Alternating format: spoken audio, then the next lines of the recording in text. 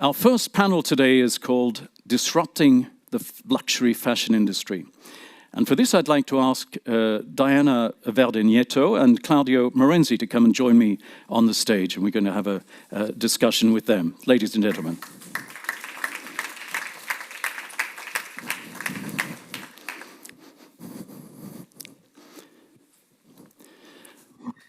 Well, just to begin, today's theme, of course, explores the fusion of technology, design, and sustainability in luxury fashion. We're going to discover the latest eco-friendly materials, ethical production, and innovative design trends that are driving sustainability.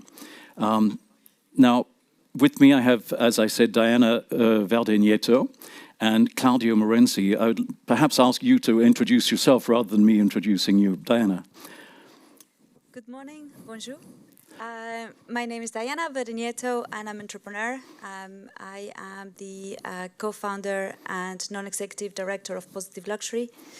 And what Positive Luxury does is a technology company that helps businesses to understand what is the forthcoming legislation and transition to a new climate economy. I'm also an author. I just written a book called Reimagining Luxury. And I'm an advisor to the UN, so I am actually going to be scooting off to Climate Week tomorrow. I have worked in sustainability for 25 years, and when I started my career, I studied it. It was a very different landscape because it was like moving a boulder up the hill. Nobody wanted to know. And 30 years later, fast forward to today, it's an imperative for businesses. So I'm very honored to be here today in front of you to talk about this really important pressing issue. And most importantly, also kind of look at the innovation part, because this is absolutely the next frontier. So sustainability is kind of what is in everybody's mouth, but what is going to come is Sustainnovate. That is the new frontier. So thank you very much. That's our word for the day, Sustainnovate. Sustainnovate. Now, I heard also you were working with Al Gore, was that correct, as well? I was actually trained by Vice President Gore, former Vice President Gore, at the Alliance of Climate Protection. This was 1,000 years ago. It was back in like 2005. And it was one of the first cohorts that got basically trained with all the kind of data and insights coming from NASA and the IPCC and stuff back then. So yeah, very exciting journey. Thank you. Now, you were saying you work with the UN, and I know you work with the Department of Economic and Social Affairs. Yes. And you just passed that off as if it was like normal. So, tell me a little bit more about that just before we talk to Claudio about his background. Well, I mean, as you probably can or might not tell from my accent, I'm from Argentina.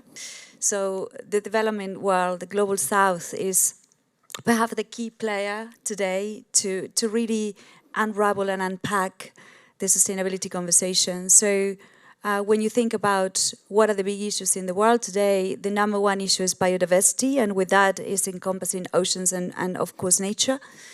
And the conservation, preservation and rewilding of that is an imperative to ensure that our planet survives, and that cannot be thought on its own. It has to be thought through with the economic development of the people, because otherwise it doesn't work. So people on a planet at unison, especially in the global south.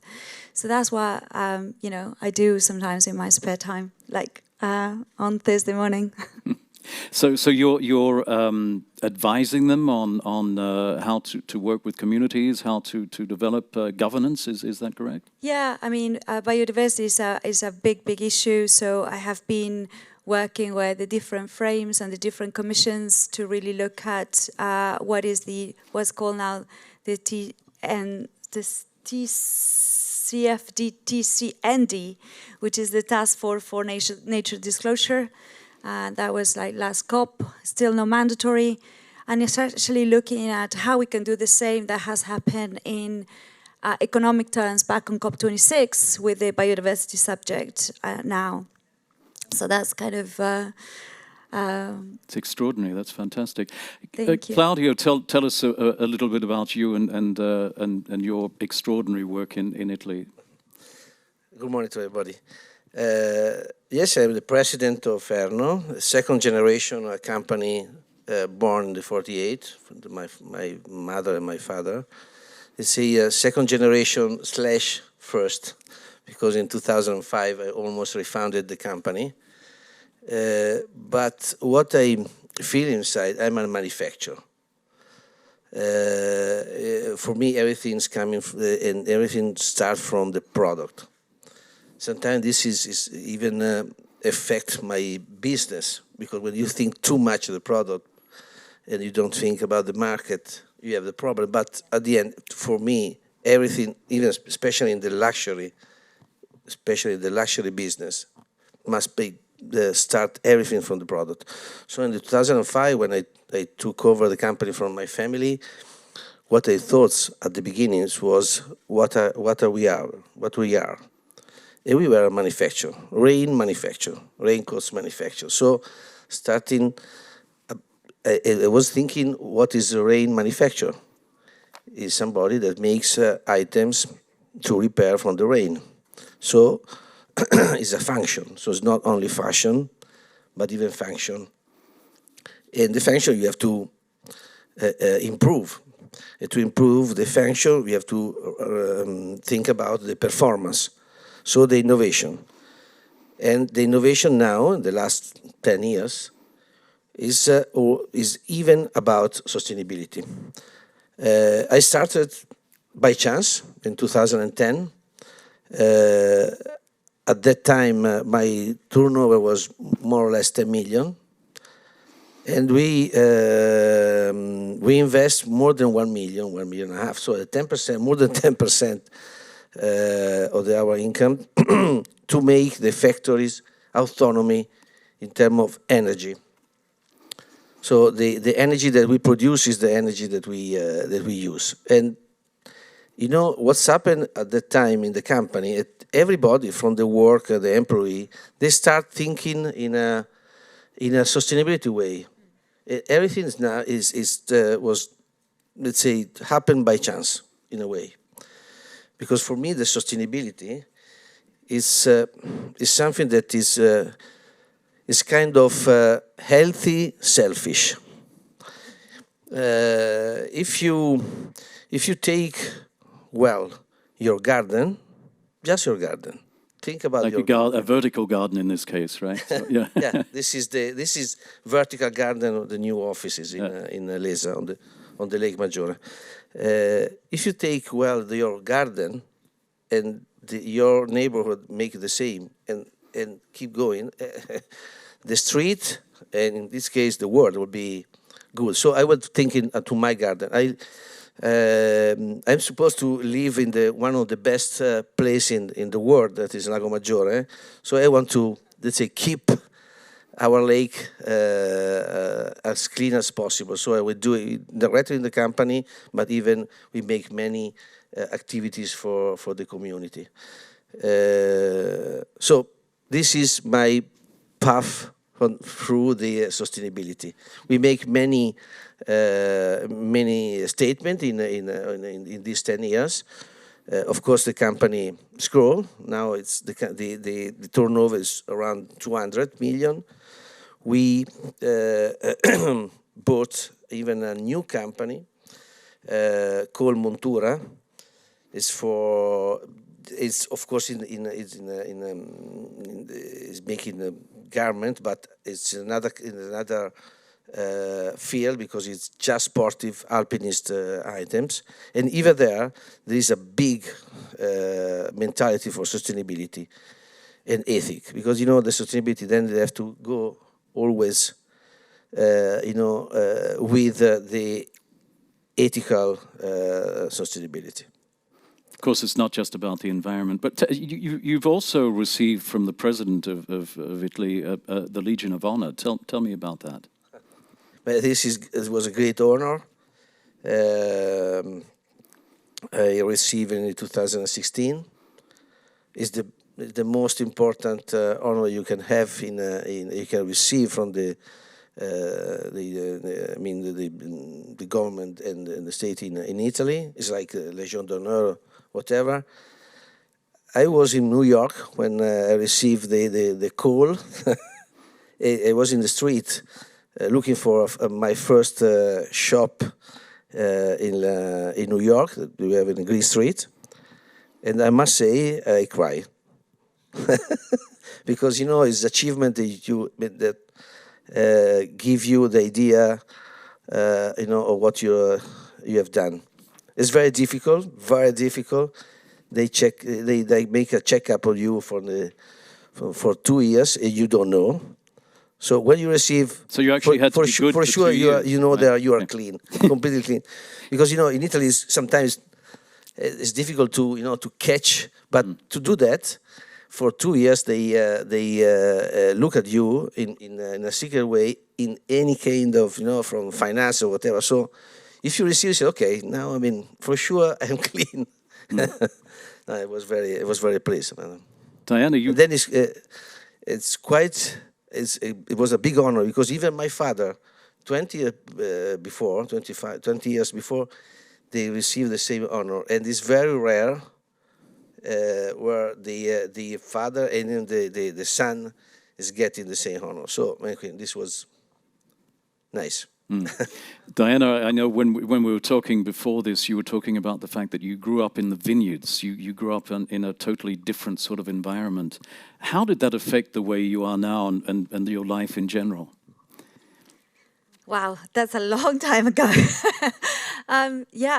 Growing up in Argentina makes you kind of appreciate, probably hindsight more than anything else, what we take for granted. So we had this conversation because I was saying earlier, my parents, this is what child labor looks like. I was like you, but you were put in the factory age 12. I was put picking grapes about probably the same age. But that makes your connection with nature really close and really appreciate the cycles and appreciate things in a different way. So, I also grew up in dictatorship, so that you can figure out. I'm over 50. So, when I think the place that you're born and when you grow up precondition you for what is your career path. And I think I'm one of the lucky ones that, I don't really have a job. I have done what I love from the beginning.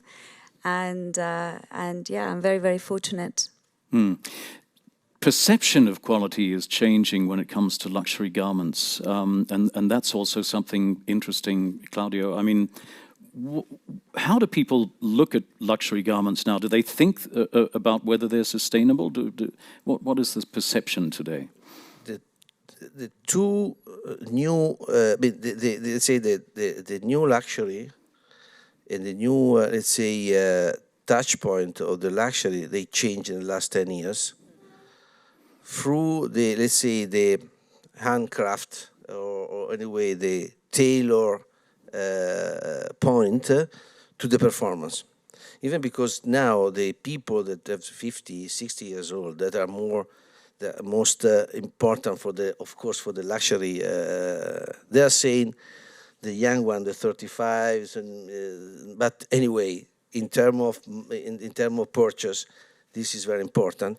It's the first generation they are making, for example, sports for so many times. So they have in the mind that the quality is not only the buttonhole by hand or a tailor jacket, but even the performance.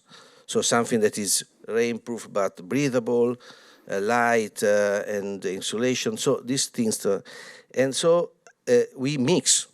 We mix for the first time in 2010 with a new with the line making using the Gore-Tex, something that is quite far away from the luxury, but put it in the luxury in terms of the performance. And now the new frontier is is the sustainability, because the sustainability is something that people wants to wear, to have, in terms of even of luxury. So the innovation in terms of performance and sustainability went in a panel of the let's say of the luxury think about the consumer. So this is where the innovation is. So we're here to talk about innovation. Where are we innovating right now? We talk about innovation. For me, sustainability. It's we have even to start to avoid talking about sustainability. Sustainability is innovation, or vice versa. I mean, the innovation is, of course, is not only sustainability, but is inside. So when in my company, when we think about the product, the performance, the performance and the sustainability is always in the mind. When I did the collection for many years, now I don't make anymore the collection. Really, I just see sometimes. But at my design, I always said, don't do it just for let's say aesthetic reason. When you do something, you should think why you are doing these things, these items, these clothes. Not only because I like it, but you have to think about the performance. Finding your why, and if we improve in terms of sustainability the product. And we make 5 years ago a capsule collection, just everything about sustainability. So our process is the same of the other items, but there even all the fabric are really sustainability. From fabric they are recyclable, and even other things. So and when we ask me, who's the future of this capsule, is this disappear? Because when I can do it, all the collection like that, now it's not possible. We have to even to be honest. We cannot make a completely fashion collection in a sustainable way. If you want to do, I mean, from all the start to finish. Yeah. So we have to be honest. This is not impossible, but it's something's done. So I mean, we have to work a lot, and innovation is about that. Diana, you wrote an article about this being the decade of change, right? Why is this the decade of change, and how is it changing? Is it because of COVID? And also, did COVID really change anything? I think I'd like to step back actually and pick it up where you left it. So this is the first time in history in which the definition of sustainability the definition of luxury has changed. So in my book, we have a great insight, which is every generation defined luxury in a particular way. If you ask people in the 1950s or in the 1940s, post-war, 60s, 70s, 80s, what is happening now is the first time in which those 5 generations meet, and they are trying to have this pull and pushing, which is what is the loudest voice that define luxury today. And we have arrived in this convergent point where the youngest generation are, and I'm talking about millennials are old now, let's face it, they're just 40, they're done. Gen Zs and Alphas, which are really your next frontier for consumers, they think about luxury in a very different way that we think about luxury. For them, luxury is this connection with nature, and also luxury is about performance, and it's not so much about the tailoring or the craftsmanship. I mean, that's important, but it's about comfort, it's about this kind of much more muted luxury, and it's about experiential. So this idea of dematerialization is actually quite key. So the reason why I talk about the decade of change is because we need, I think is by 2024, we are entering the time of reimagining, really. That's why I wrote the book, Reimagining Luxury. Is about reimagining world, really. And this is because we have different drivers. One is the legislative one, which is, we never had it. I mean, legislation has been asleep for the last 30 years since I've been in my career. But this is the first time since COVID, actually, since COVID-21, really, that the legislative environment is regulating and is asking for disclosures all over the globe from a financial perspective, and that is how nature disclosure and social disclosure, and this is what we call ESG, it should be GES, but we can have that conversation another time. And these disclosures are coming big and fast for all over the world. And by 2024 is the year of data collection. 25 will be the first time in which companies will, listed companies will have to disclose to a particular way of standards and processes of how do they do business, how they are transitional, what are the real transitional plans that you have in place in order to actually be able to call a business sustainable. Coupled with that is the innovation piece. And this is something that I feel, kind of quite strongly about, because for now, or up to now, we have been, ticking boxes, and reporting is not going to get you out of the problem, nor, just the ticking boxes exercise. Really is about reimagining business models, reimagining manufacturing process, reimagining culture, reimagining materials, and actually breaking the silo. So climate action, I know you've said this as well, can be an investment, not a cost. Absolutely, and this is the thing. When you break the silo of keep growing your sustainability department, that's pointless, guys. As a sustainability person, say, forget about that. Keep doing it, because you need core skills like carbon accounting. For some companies, that's going into finance, which is a really good move, like Kering and L'Oreal is moving, sustainable finance as a function for accounting, carbon and ESG. But really, sustainability needs to be about what is the next frontier of business, and is everyone's job. Is you have to have the best procurement person with sustainability, the first marketeer with sustainability, the best CEO with sustainability, the best board with sustainability. And what I mean this is with a really, perhaps not deep understanding of the issues, but deep understanding of the dependencies and of which your company lies on in order to actually be profitable, have growth for the next 6 to 10 years. A good way of avoiding waste is, of course, resell, renting, or you say repair and care. It avoids waste, but is it good for business? Claudio, how do you see that as a businessman? Anyway, sustainability is a business, for sure. The recycling or the repairing is not a business itself, because it's a cost. But at the end, you can have, a better, let's say, relationship with your consumer. Keep near the consumer to you, repairing or recycling. This is very important. You can do it even only if you have a manufacturer. And if you have a quality item, it's very difficult to recycle something that has no quality. The quality fabric, and you can do it. Because, for me, everything's coming back to the manufacturer, to the possibility to do it. The only things, I was for many years the president of the Fashion Manufacturer Association in Italy, linked to the Confindustria. And what I always said to our government and to the EU is we have to be reciprocity with the Asia that now we don't have.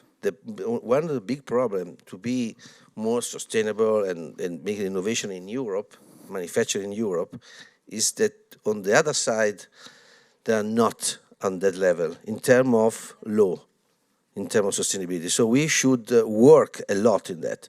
This for us, but even for them. Because sometimes you cannot, there are some brands that import from Asia the fabric, and then they cannot export to them because it's been the level of the sustainability is not enough. So we can import in Europe something that we cannot export to Asia because it's not sustainable. It's kind of crazy. Europe in this case, we are almost divided in two. there is a word in Europe, this manufacture, like Italy, and another part of the Europe they are not. So they needs different law from what we are needed. So this is a big point, and I mean for this we have to work a lot. But in any case, I agree that the sustainability is a business. It's a business because it's the only way to make innovation in the future. Now, we don't have a long time left, and one thing we want to do at this conference, and I spoke to you a little bit about that, is, ladies and gentlemen, of course, you have a question and answer time, right? This time at the Luxury Innovation Summit, we're going to make it a little bit different because we're going to ask you a question as well, okay? So in a couple of minutes, I think we have to think of a question to throw out there in case anybody has an answer. So you can ask questions as well, but we'd like to probably ask a question and see if someone has an answer. So I think in just 1 minute to wrap up, perhaps Diana, you've seen what Claudio is doing in Italy. Do you think the corporates are doing enough today, or how can we make things go faster? I'm not sure what enough means, but we all need to do different. We need to do more. We need to rethink businesses. We need to rethink processes, and actually do it at scale. That's the big thing: is at scale and at a pace. So yeah, and the number one thing is perhaps is doing, less of a lot and more of one thing that actually makes a difference. So I think that's perhaps the balance. More targeted. Ben, do we have a microphone for the audience? We do. So I'd like to throw a question out into the audience in case we have an amazing amount of brain power in this audience, and I was talking about mastermind groups. This is, to me, this is a giant mastermind group, and we have people who are in the industry in different fields. I'd like to just put a question to the audience. Is there someone perhaps who'd like to talk about what you're doing in terms of innovating in sustainability in the luxury industry? Does anybody have anything that they're doing that might be worth speaking about? Put your hand up. Don't be shy, please. Do we have anybody? Yes, we have someone. Thank you. Please stand up as well and say who you are. Hi, I'm Charlotte from the Handbag Clinic. So I just wanted to pick up on to kind of get rid of this thought that sustainability and repair cannot be profitable. I actually run a clinic for handbag, shoes, leather goods, and that side of the business is extremely profitable. And I think it's so important that we stop seeing this as like an add-on to businesses or a sort of something that we put to the side to hope that it improves our relationships with customers, and view it as a really serious business, because I myself have built this and can guarantee that it is. Thank you. Do we have any other? We've got someone up. No? I have a question, Yeah. actually. I had the privilege of work with an incredible woman about, 5 years ago, just over there in the audience. And I'd love to invite you to talk about innovation. Oh, I need to go there. Actually, I think I will be on stage tomorrow. She's going to be on the stage already. Here, Ben, I think we have someone over here. Absolutely. Very quickly. Hi, I'm Kelly Vero from Naked. We do digital first design, so none of our clothes ever have to go into the manufacturing process. We work with luxury brands to place our digital items directly into video games, where 85% of all Gen Z own an avatar. So we can sell luxury before it's ever been created. I think that's kind of cool, don't you? It's very sustainable, right? I mean, if you want a luxury item that you don't have to produce, that's quite sustainable. Meaning Not too good for you guys, right? No. It's no. For us, it would be nice. No, I was thinking about the. You should do virtual stuff as well, right, Claudio? No, you could do that. sure, but Okay. I was thinking about the mass market. For us, the production in terms of numbers are peanuts. So it's for me would be nice. But think about the fashion industry, in worldwide, and thinking about the mass market. They are thinking in the opposite way. But right now, this brand are considered by the consumer on the best sustainable brand. This is another, we have brands that work in a country where, like Bangladesh or whatever, where they work 12 hours a day. And even in a different way that we are making in Europe. But on the other side, people consider this brand sustainable. Because the let's say the price point is democratic, but you have to understand. I always said to my consumer, is democratic the retail price of the cost of the manufacture. In my opinion, the cost of the manufacture. I mean, you have to pay your worker in the right way, manufacture in the right way, have the right procedure. And then the price is a consequence of that. They are doing it vice versa, but they are very sustainability in the mind of the consumer. This is one of in my opinion, something we have to change in the future. I mean, I think I'd love to ask a question about what other kind of businesses are here and what is your innovation? Because obviously we talked about fashion, but there is innovation in jewelry. So I don't know if anybody wants to put your hands up in terms of any innovation in the jewelry industry. Ben? Good morning. Hi, my name is Adrian Furstenberg, and so what we're doing is we're using crocodile leather, which is usually used by more of an older clientele, and we're reinventing it completely by turning exotic skins, by growing exotic skins in a laboratory. So we're taking something that's pretty old and turning it into something completely new for the leather goods industry. Fantastic. I think there was one more question, then I think we'll have to end the session because we're out of time, unfortunately. It's been very, time flies when you're having... Hi, everyone. I'm Zulu Gaviria. My company is Smiling Rocks. We grow diamonds in the laboratory. And it's exactly the same diamonds we are getting from the earth. So we believe that the future of the new luxury for the new generation is the sustainable diamonds that they can afford it. So we use the green energy to grow our diamonds. So we try to work on the energies that we use for our diamond growing is green, and then we put ourselves in a ESG framework with a great organization like Positive Luxury.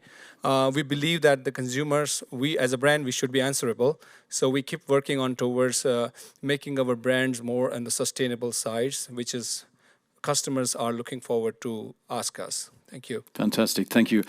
Unfortunately, we have to finish there, but it's been really fantastic having you both with us, joining us today. Thank you. Diana, Claudio, thank you very much. Thank you.